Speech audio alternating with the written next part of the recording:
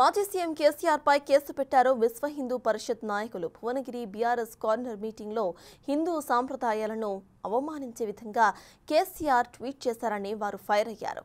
బియ్యంలో పసుపు కలుపుతూ పులిహోర వండుతూ అక్షంతులు పంచుతూ ఓట్లు అడుగుతారని చేసిన వ్యాఖ్యలు వివాదాస్పదమయ్యాయి. దీనిపై విశ్వ హిందూ పరిషత్ నాయకులు భువనగిరి పోలీస్ స్టేషన్లో ఫిర్యాదు చేశారు.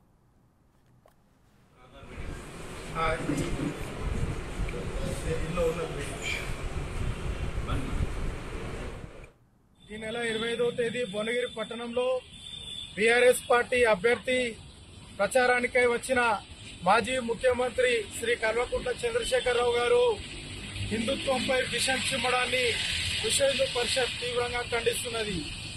కేసీఆర్ గారు మాట్లాడుతూ అక్షంతలు కలపడాలు, పులిహోర కలపడాలు, తీర్థం తీసుకోవడాలు, కాషాయ జెండాలు కట్టడాలు ఇవేనా జీవితం అంటే, ఇంకా ఓట్లు అడగడానికి ఇవే చేయాలా, ఇవి చేస్తే పొలాల్లోకి నీళ్లు వస్తాయా అని అవమానం చేసే విధంగా మాట్లాడడం జరిగింది.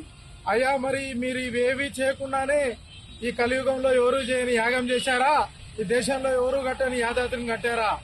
కాబట్టి వారు చేస్తేనేమో పూజలు పవిత్రం, మిగతా కోటాను కోట్ల హిందువులు చేసే సంప్రదాయాల్ని అవమానించే వ్యాఖ్యలు చేసే.